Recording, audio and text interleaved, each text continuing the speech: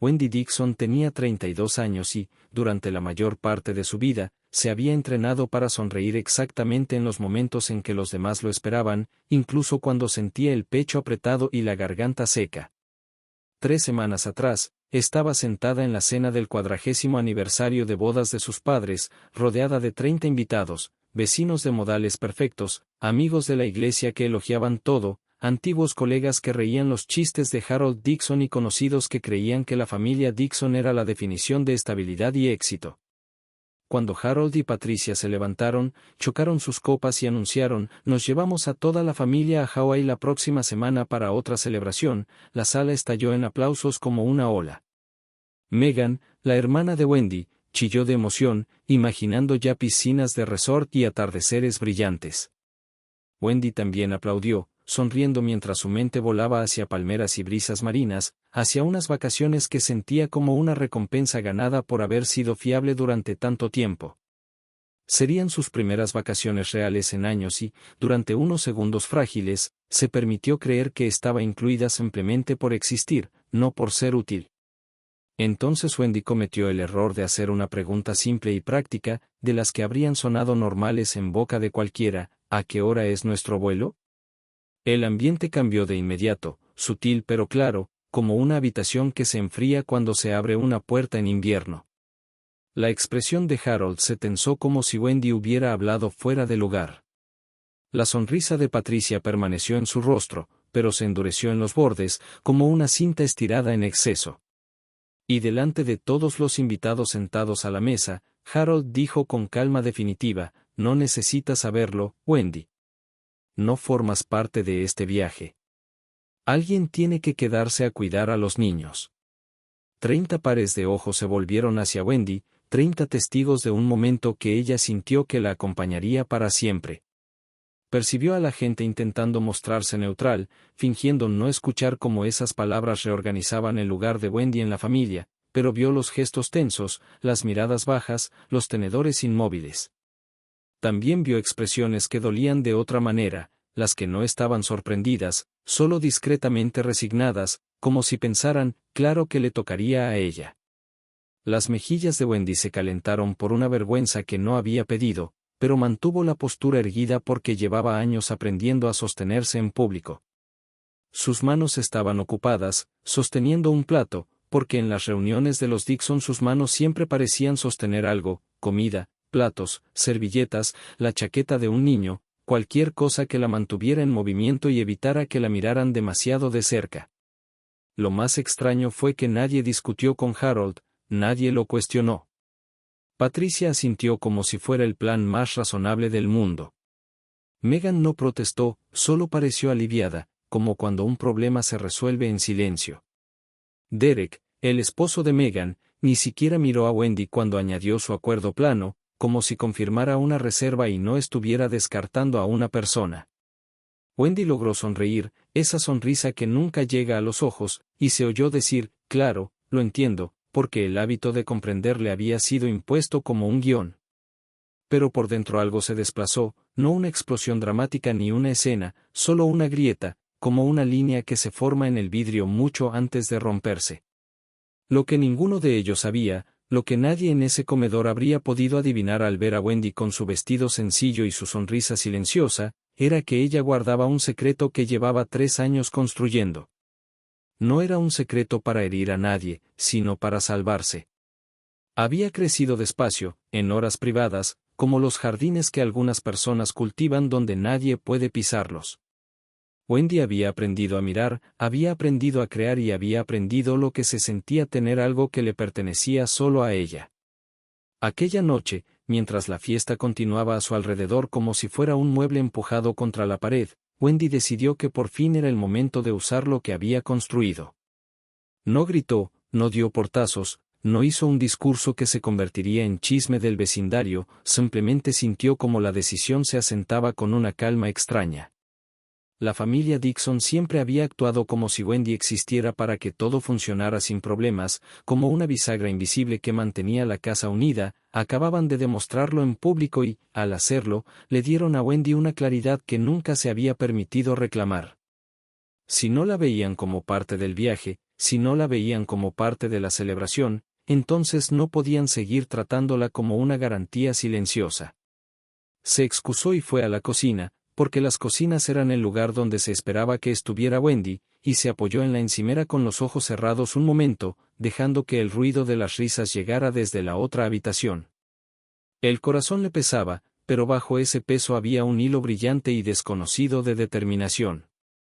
Y como Wendy entendía el lenguaje de la narración en línea, también conocía el momento en que un narrador se dirige al público, en su mente escuchó la frase familiar: si esta historia conecta contigo, dale me gusta y suscríbete, comenta desde donde nos ves y a qué hora, porque sabía que esas palabras ayudaban a mantener a la gente atenta.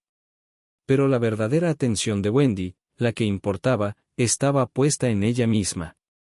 Había pasado 32 años siendo la que ayuda, el par de manos extra, la solución silenciosa. Esa noche comenzó a planear una vida en la que no se le asignara un papel sin consentimiento, en la que no fuera anunciada como un añadido y en la que no tuviera que ganarse el derecho a existir haciendo cómodos a los demás.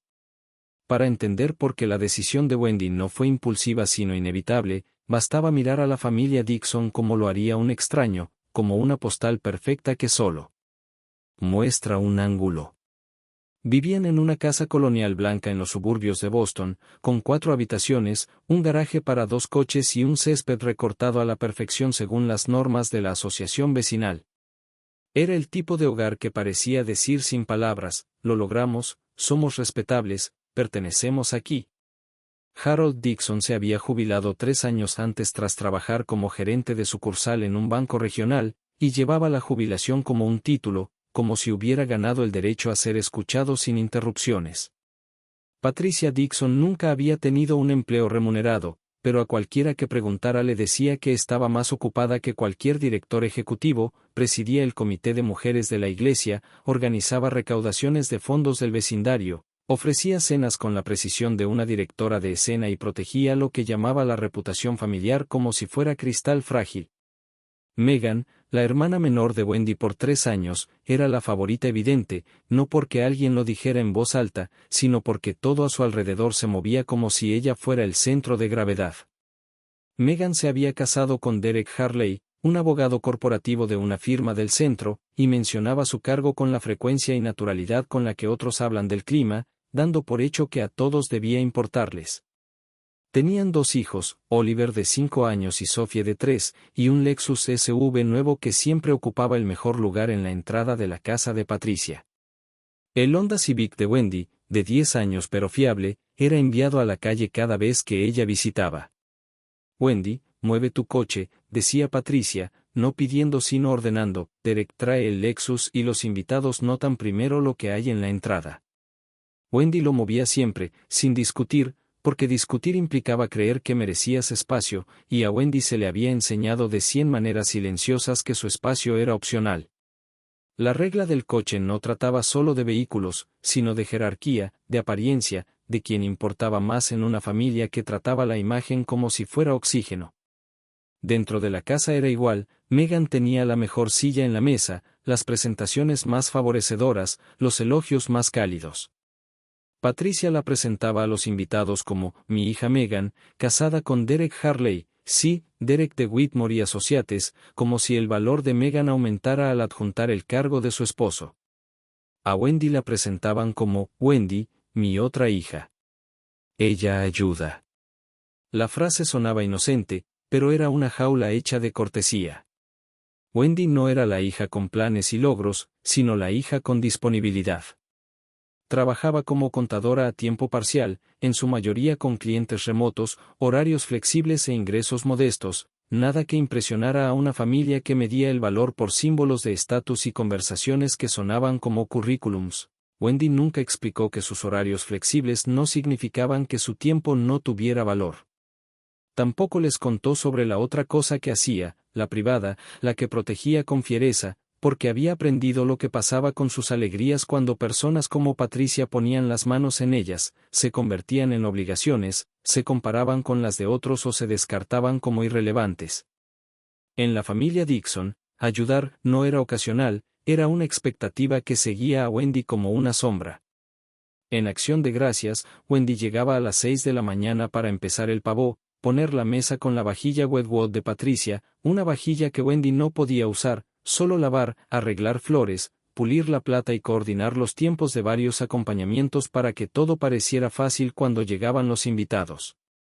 Megan aparecía al mediodía con un suéter de cachemira, saludaba con besos y se sentaba a ser servida. En Navidad, Wendy envolvía los regalos porque la artritis de Patricia estaba molestando, aunque curiosamente nunca le impedía jugar al bridge 3 veces por semana. En los cumpleaños de los niños, Wendy se convertía en coordinadora de entretenimiento, equipo de limpieza y niñera de respaldo al mismo tiempo. Un año pasó 8 horas organizando la fiesta de dinosaurios de Oliver, con juegos, comida, desorden, llantos y risas, mientras Megan iba a hacerse la manicura porque necesitaba un descanso. Cuando Wendy sugirió una vez faltar a un evento familiar porque tenía una fecha límite con un cliente, la voz de Patricia se volvió fría y cortante, el tono que usaba cuando quería que la culpa sonara como ley: la familia es lo primero, Wendy.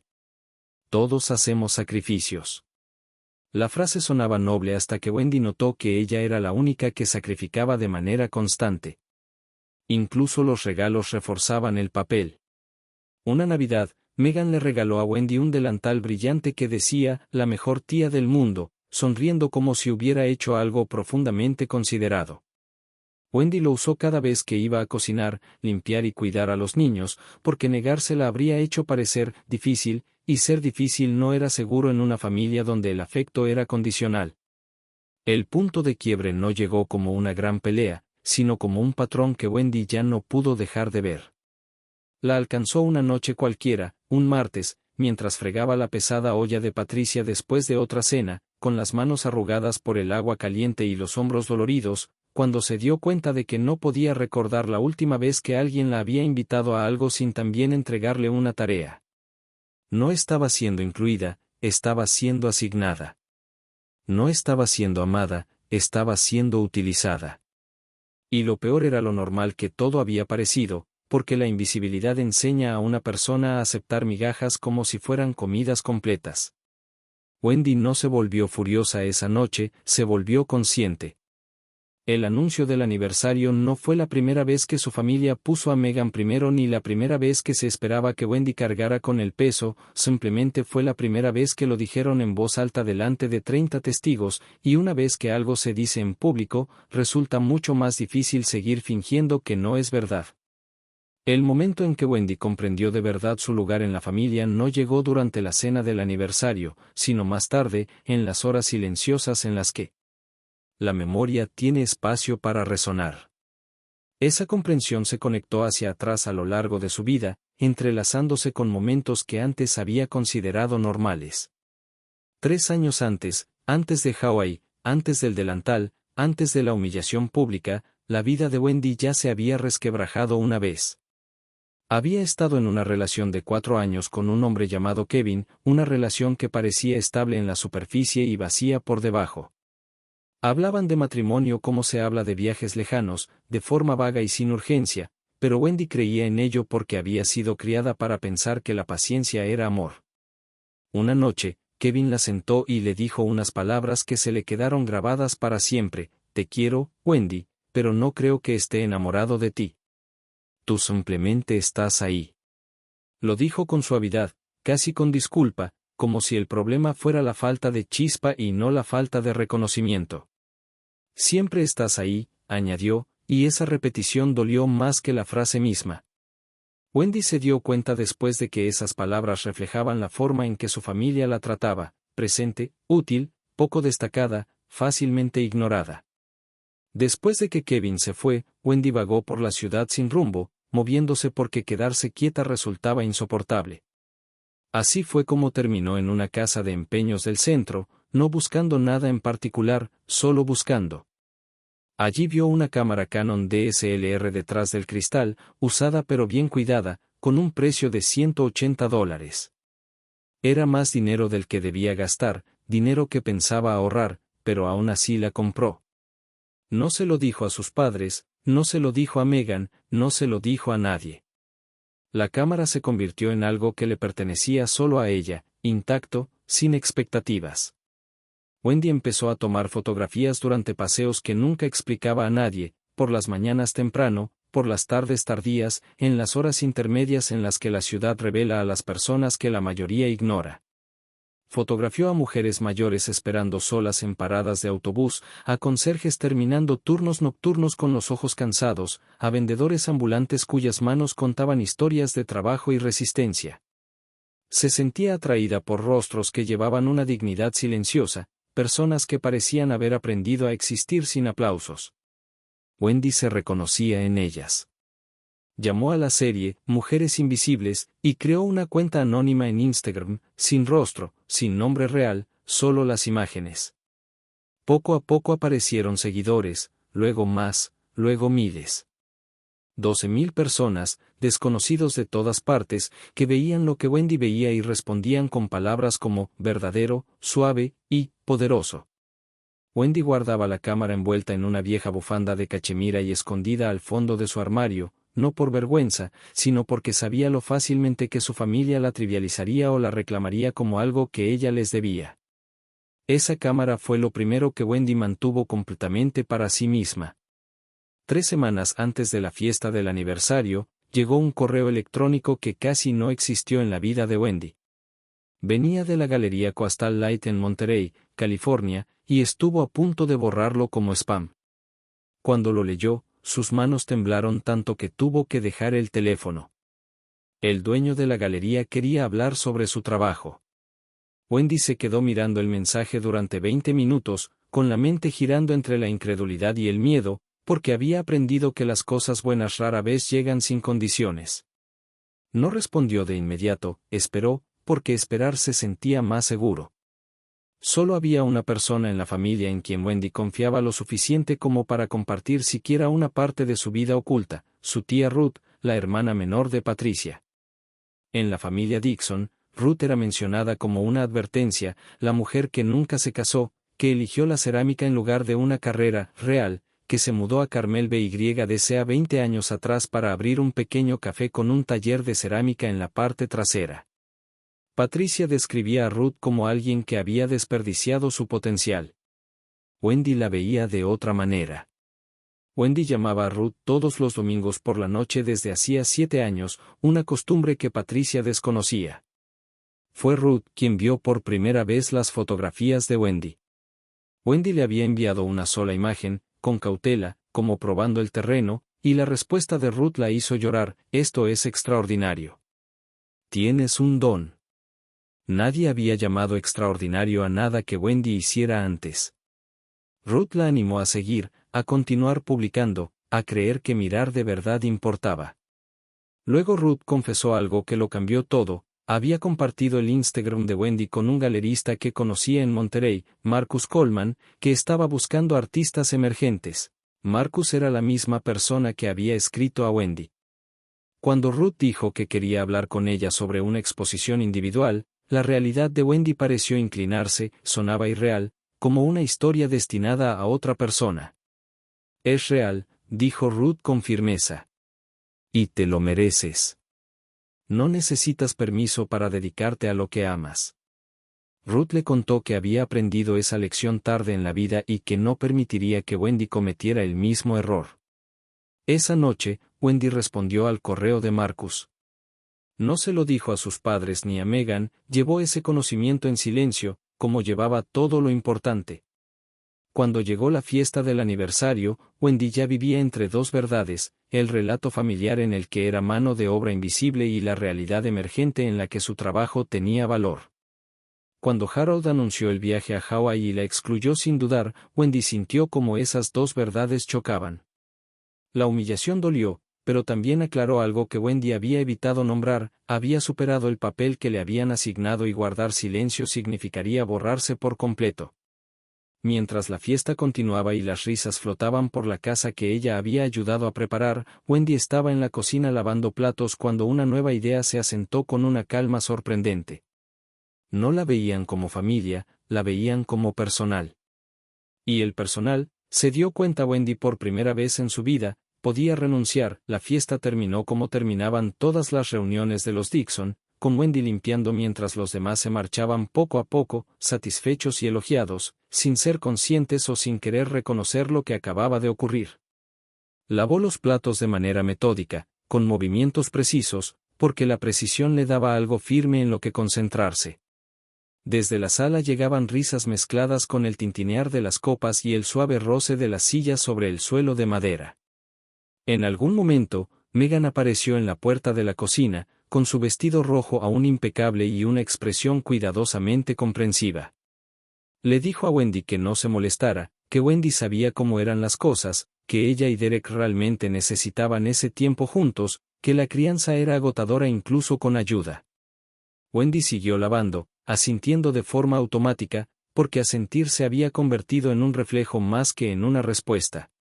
Megan continuó explicando lo buena que era Wendy con Oliver y Sophie, cuánto la querían los niños y que apenas notarían la ausencia de sus padres.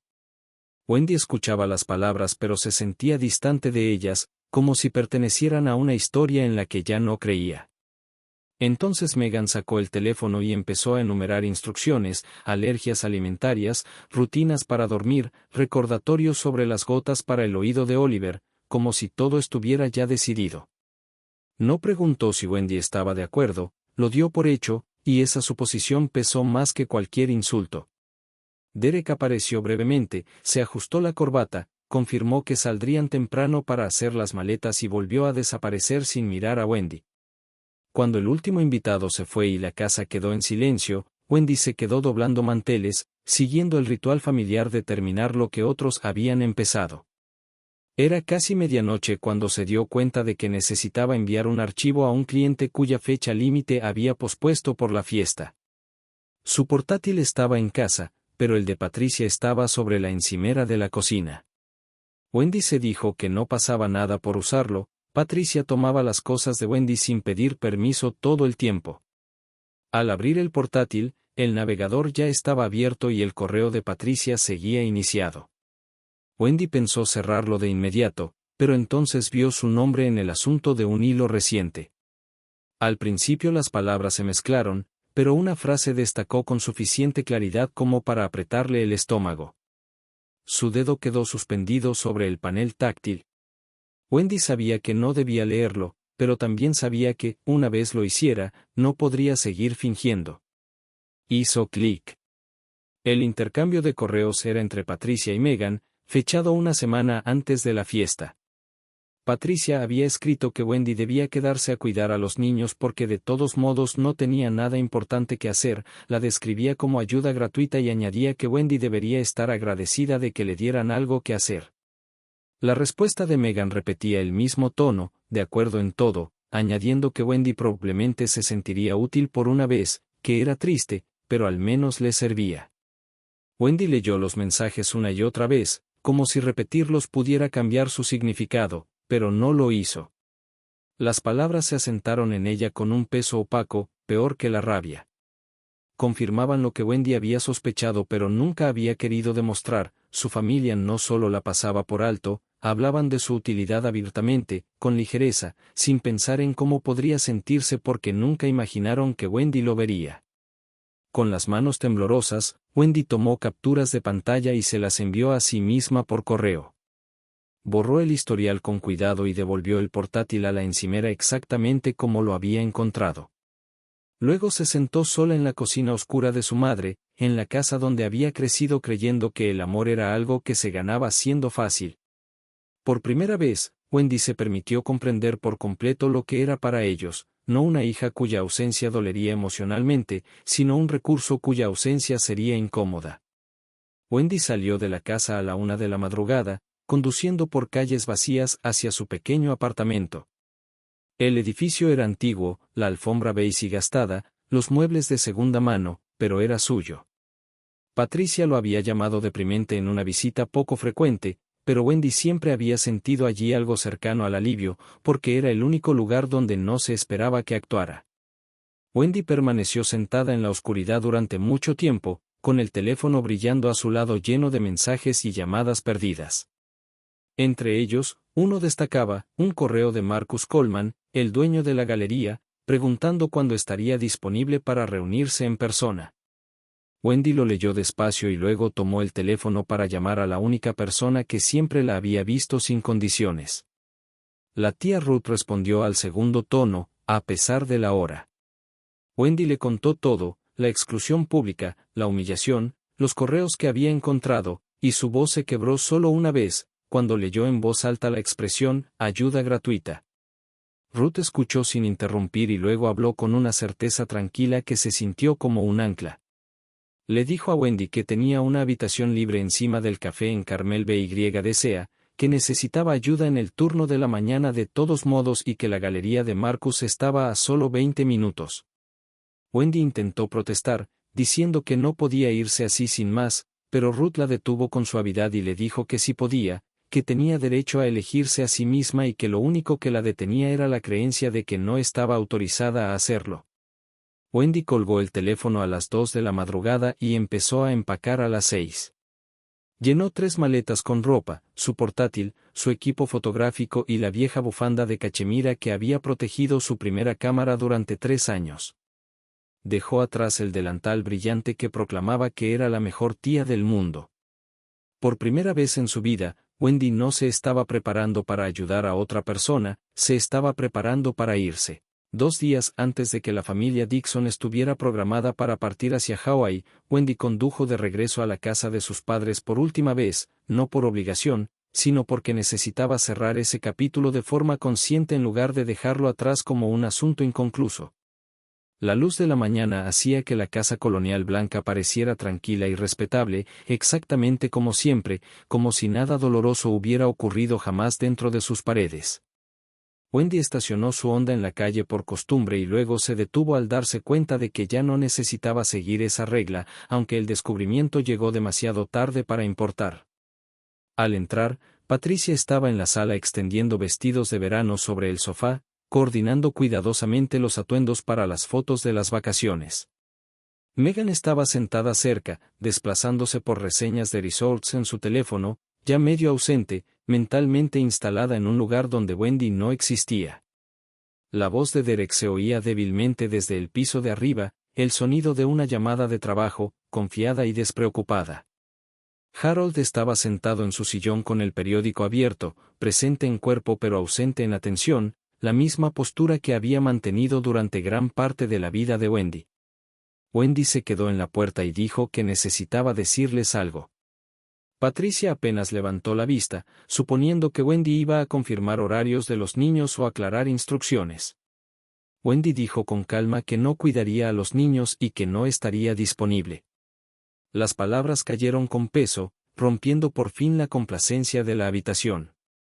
La cabeza de Megan se levantó de golpe. Las manos de Patricia se quedaron inmóviles a mitad de un pliegue. Cuando Wendy explicó que tenía una oportunidad de trabajo en California y que se marchaba al día siguiente, la palabra California sonó extraña en la sala de los Dixon, como una interrupción del guión que habían escrito para ella. Harold bajó el periódico y preguntó qué tipo de oportunidad de trabajo era, con un tono escéptico, como si Wendy estuviera exagerando. Wendy respondió simplemente que era algo profesional y en lo que llevaba mucho tiempo trabajando, sin dar más detalles porque no les debía ninguna prueba de legitimidad. Megan reaccionó primero, con la voz tensa por el pánico y la incredulidad, recordándole a Wendy que ya habían hecho planes contando con su disponibilidad y que ella dependía de ella. Wendy respondió en voz baja que habían planeado sin preguntarle, que no iba a cancelar su vida para acomodarse a sus posiciones. El silencio que siguió fue denso y desconocido. Patricia se levantó, con la voz cargada de una ira controlada, acusando a Wendy de ser egoísta, de abandonar a la familia cuando Megan más la necesitaba.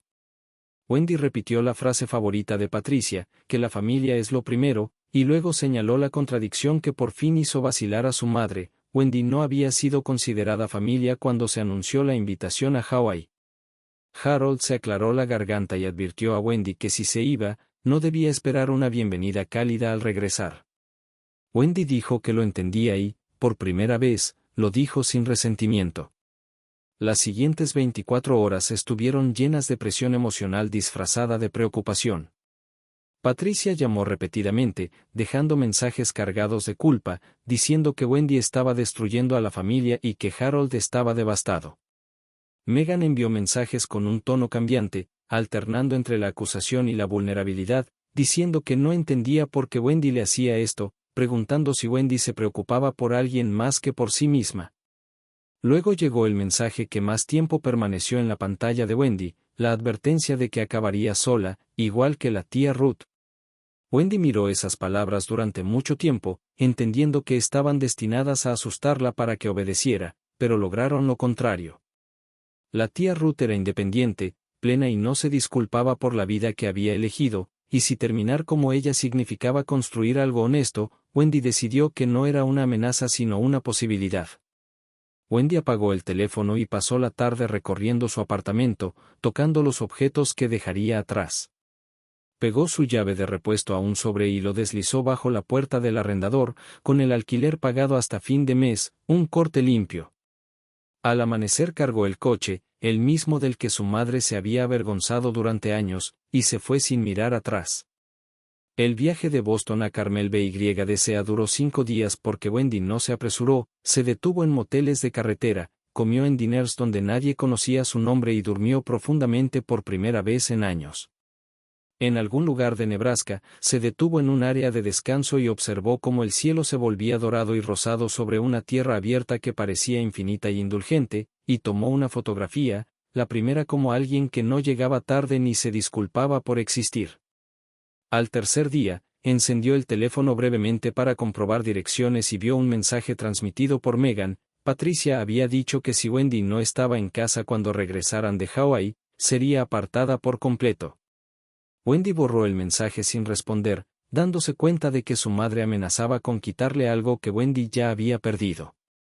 Al cuarto día, Wendy llamó a la tía Ruth desde una gasolinera en Arizona para decirle que estaba a 8 horas de distancia.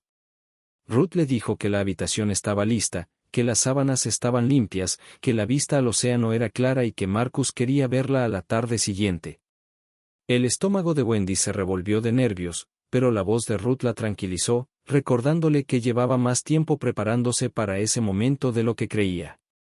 Cuando Wendy cruzó a California, el paisaje cambió y algo dentro de ella también. El Pacífico apareció vasto y azul, extendiéndose sin pedir permiso ni disculpas.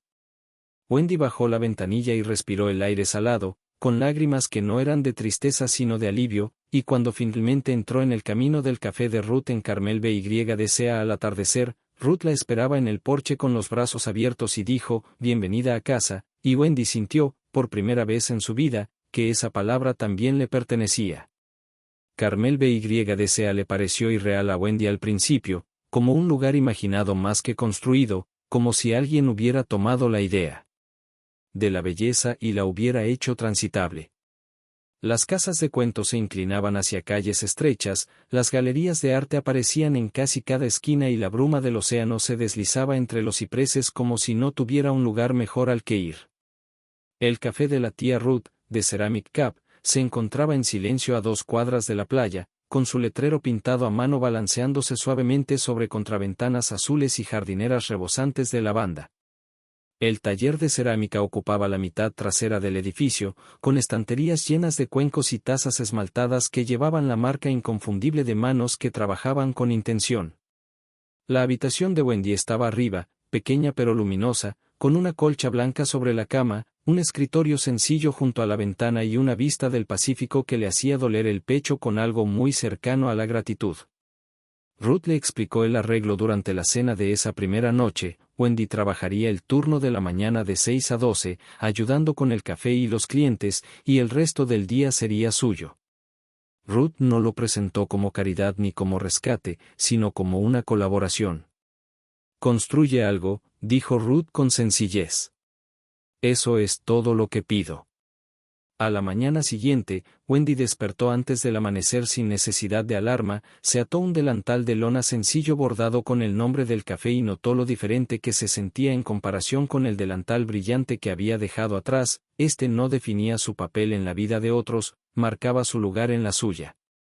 Aprendió a preparar café divertido, a saludar a los clientes habituales que conocían a Ruth por su nombre y a sonreír sin encogerse. Los vecinos entraban con calma, seguidos por turistas atraídos por el aroma de los bollos recién horneados.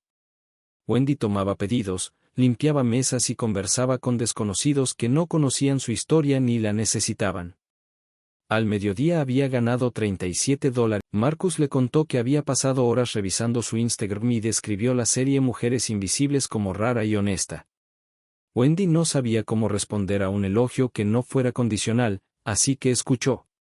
Marcus se detuvo frente a una fotografía mostrada en una pantalla grande, una mujer mayor esperando sola en una parada de autobús, su rostro marcado por la paciencia y una dignidad silenciosa. Wendy explicó que la mujer había esperado 40 minutos, invisible para todos los que pasaban.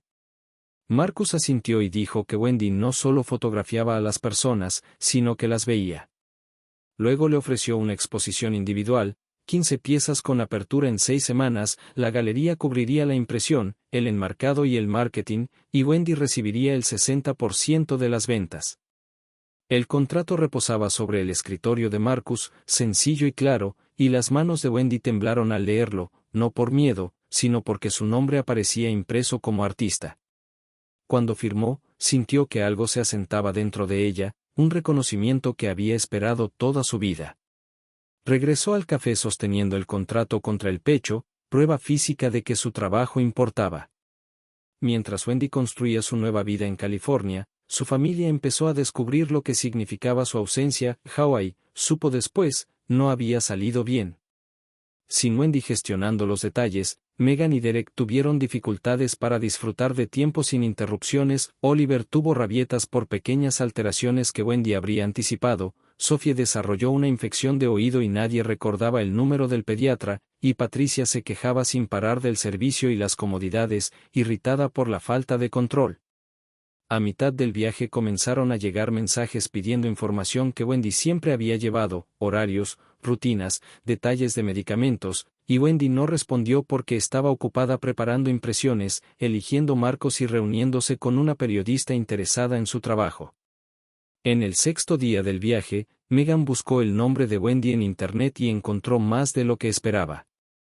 6 semanas después, Wendy se encontraba en el centro de la Galería Coastal Light la noche de la inauguración, rodeada de 15 fotografías enmarcadas, luz suave y el sonido de un cuarteto de cuerdas que Marcus había organizado. Los invitados recorrían el espacio con copas de champán, observando su obra con atención. Wendy llevaba un vestido azul marino sencillo, el cabello suelto y una postura firme, mientras la tía Ruth permanecía cerca, sonriendo en silencio. Un punto rojo apareció junto a la fotografía de la parada de autobús, vendida a una coleccionista por $3,000, y Marcus presentó a Wendy a una periodista de revista que consideraba hacerle un reportaje. Mientras Wendy hablaba, la puerta de la galería se abrió y Megan y Derek entraron, aún quemados por el sol y fuera de lugar, mirando alrededor con confusión. Megan se acercó a Wendy fingiendo alivio y preocupación, pero la energía cambió. Cuando Megan sugirió que Wendy regresara a casa para ayudar otra vez, Wendy habló con claridad por primera vez sin retroceder ni encogerse, explicando que ese era su trabajo, que lo había construido en silencio durante 3 años y que no lo abandonaría. El aplauso surgió no por el drama, sino por la verdad. Wendy no discutió más ni se justificó, simplemente se eligió a sí misma frente a testigos que por fin la vieron por completo. Al final de la noche, Wendy había vendido más de la mitad de su colección, subió de nuevo con Ruth llevando las piezas no vendidas, colocó su primer cheque de arte sobre el escritorio y lo fotografió, no para compartirlo sino para recordarlo, a nombre de Wendy Dixon, prueba de que nunca había sido nada. La noche no terminó cuando se cerraron las puertas de la galería, continuó en el cuerpo de Wendy mucho después de que el último invitado se hubiera ido, vibrando en ella como un motor silencioso que se negaba a apagarse. Permaneció despierta en la pequeña habitación sobre The Ceramic Cup, con el Pacífico respirando de forma constante más allá de la ventana, repasando la velada no como una confrontación sino como una confirmación. No había gritado ni suplicado, se había mantenido en el centro de su propia obra y había hablado con claridad, y la sala la había escuchado. En los días siguientes, su vida se acomodó en un ritmo que se sentía a la vez desconocido y firme. Las mañanas comenzaban antes del amanecer con el aroma del café y el pan caliente, el suave roce de las sillas, el intercambio amable de nombres y pedidos. Las tardes pertenecían a sesiones de edición, selección de marcos, llamadas con Marcus sobre coleccionistas y envíos, y largas caminatas por la costa donde Wendy aprendió a mirar los paisajes con la misma paciencia que antes reservaba para las personas. El artículo de la revista se armó con rapidez y cuidado, y cuando se publicó, Wendy vio su rostro en la portada y sintió una ternura extraña hacia la mujer que la miraba de vuelta, serena y reflexiva, ya no preparándose para el rechazo. Llegaron mensajes de desconocidos que se reconocían en su historia, mujeres que habían sido confiables durante tanto tiempo que habían olvidado cómo se sentía ser deseadas, personas que habían aprendido a medir su valor por su utilidad y que por fin estaban cuestionando esa medida. Wendy leyó cada mensaje no como elogio, sino como prueba de que decir la verdad crea ecos. Las respuestas de su familia también llegaron, fragmentadas y desiguales. Megan envió una foto tras el nacimiento del bebé, una niña llamada Charlotte, junto con una nota breve y cuidadosa. Wendy respondió con felicitaciones y una tarjeta de regalo, eligiendo la amabilidad sin rendirse. Patricia llamó una vez y dejó un mensaje de voz preguntando si Wendy ya se había sacado de encima esta etapa, el tono de siempre envuelto en palabras nuevas, y Wendy lo borró. Harold envió un correo semanas después, corto y sin adornos, diciendo que había visto la revista y que estaba orgulloso. Wendy guardó ese mensaje, no como perdón, sino como reconocimiento. Con el tiempo, la distancia entre Wendy y su familia dejó de sentirse como una pérdida y empezó a sentirse como claridad. Las fiestas se volvieron más tranquilas, con tarjetas y mensajes educados, actualizaciones compartidas sin urgencia ni expectativa. Wendy no regresó a Boston con prisa, comprendía que volver solo tendría sentido si llegaba como visitante y no como ayuda.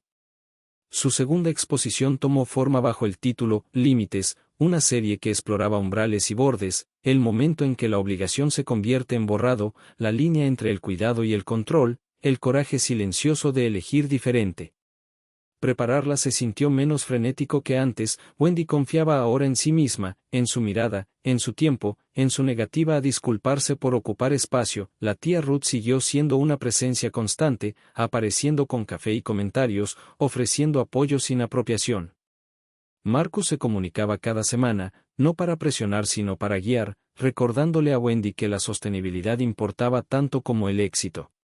Wendy no era rica ni famosa, pero era vista, y había aprendido que ser vista por las personas correctas importaba más que recibir la aprobación de quienes nunca miraron con atención. Una tarde, mientras ordenaba archivos antiguos, Wendy encontró un autorretrato que se había tomado años atrás en el espejo de su apartamento de Boston. La mujer de la fotografía parecía cansada y dubitativa, como si estuviera esperando permiso para existir. Wendy lo observó un momento y luego lo borró sin ceremonia. Esa mujer había hecho lo mejor que pudo con lo que sabía, y eso era suficiente. Las nuevas fotografías que esperaban en la pared contaban una historia distinta, de presencia, intención y elección. Wendy comprendía ahora que su vida no era una refutación ni un castigo, sino simplemente una declaración. No le debía a nadie su silencio, no le debía a nadie su trabajo a cambio de pertenecer y no necesitaba demostrar su valor desapareciendo. Lo más radical que Wendy había hecho no fue irse de Boston ni plantarse en una galería, sino permitirse creer, plena y sin condiciones, que su vida le pertenecía.